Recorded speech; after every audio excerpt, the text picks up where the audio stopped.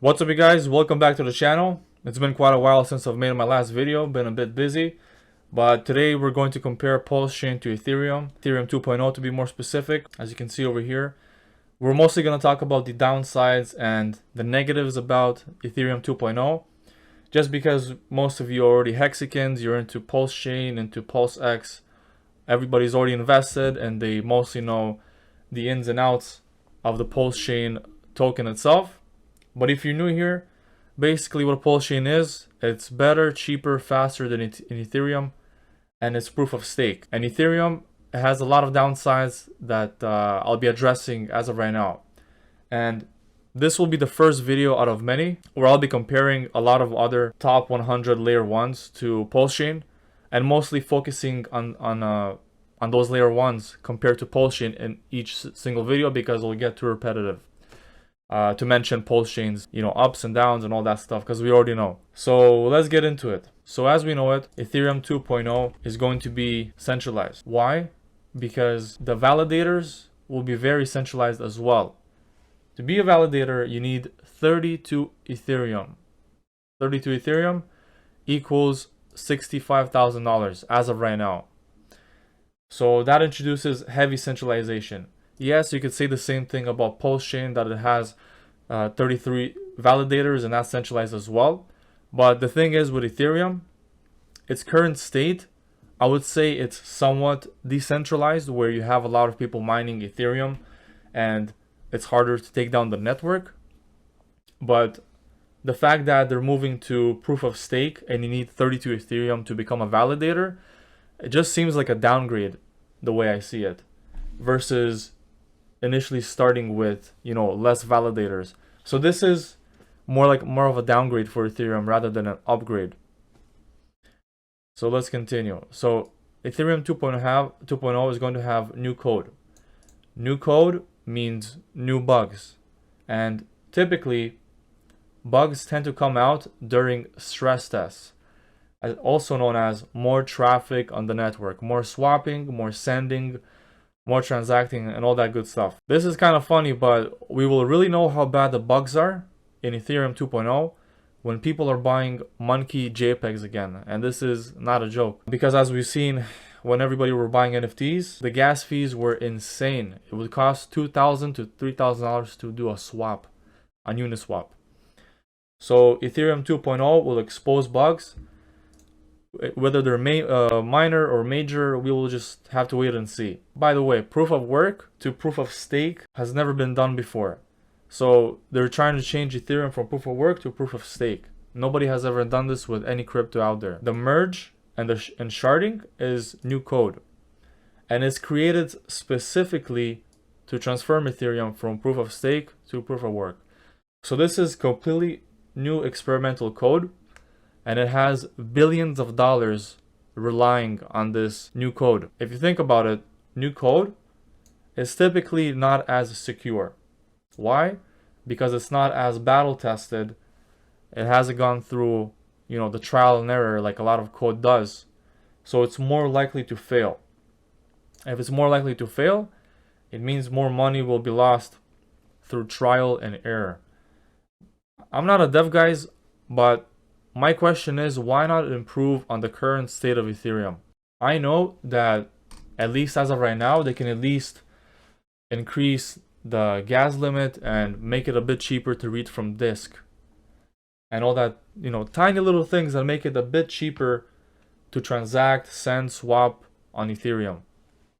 It'll probably bring, let's say, a swap on Uniswap from, I don't know, $100 to maybe $60, $70. But instead, they're deciding to completely change the network from proof of work to proof of stake, which introduces a lot of problems. In my opinion, it's a lot more important. Getting to market is a lot more important. Why? Because the first crypto to market equals faster adoption, more market share.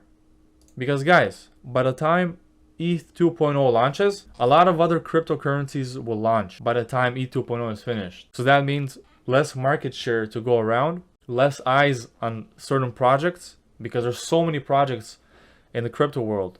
But it doesn't mean it's too late yet. But over time it will be, just like any other industry. So first to market, faster adoption, more market share. So Ethereum 2.0 finish estimate is in 6 years according to Vitalik. And I highly doubt that'll be finished in 6 years, to be honest, because his time predictions are always wrong. Just like we've seen with his 2015 prediction that, oh, you know, ETH 2.0 will be done by, you know, whatever year he said. And it never got done. So it might be even longer. I'm thinking maybe 8 years to fully transition from proof of work to proof of stake. This means constant delays, and constant delays means frustration for investors. Frustrated investors equals less interest in Ethereum 2.0. Less interest in Ethereum 2.0 means lower price. Lower price, less activity, less usage of the network, and eventually investors will look for a different project, a different chain, like Pulsechain. And by the way, this channel may seem like I'm a Pulsechain channel, but because there's not too much to talk about in the crypto space, I'll be mostly focusing on Pulsechain and pulsex and that ecosystem. So let's continue. So even with Ethereum 2.0, gas will not be cheaper, and this is confirmed by the devs themselves. Ethereum will be more centralized, and there's also no guarantee of a faster network. So guys, think about all this. They've been trying to change Ethereum from proof of work to proof of stake in the hopes that it becomes faster, cheaper, better, more secure. But they're actually accomplishing all the opposites. It's going to become more centralized. It's not going to change gas costs. It's like nobody knows if it's going to be faster. Nobody knows if it's going to work. So even the devs themselves don't think it will be a smooth transition. And this, like, it's kind of crazy to me. So if all this stuff is not guaranteed, why do it? Especially with so much money on the line. I understand if they wanted to transition the network, if there was a few million sitting on the network, but there's literally billions of dollars sitting on the network. In my opinion, the transition of Ethereum 2.0 to Ethereum to Ethereum 2.0 will result in millions, if not billions, lost. And the Ethereum 2.0 merge, it's a huge crypto event. And guess what? Nobody's getting free coins. Nobody's getting free coins. And this is about it. This is the video that I wanted to make about Ethereum. In the next video, I'll be talking about Binance Smart Chain and comparing it to Pulsechain. So let's quickly recap why Ethereum is worse than Pulsechain. So it's going to be more centralized. Gas won't come down. No guarantee of faster network. Experimental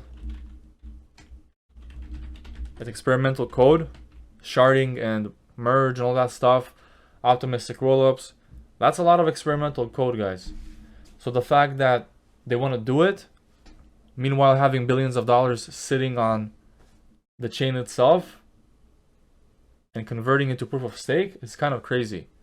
That's playing with fire and potentially making a lot more people frustrated. So that's about it. Thank you guys for watching. I'll see you guys in the next one.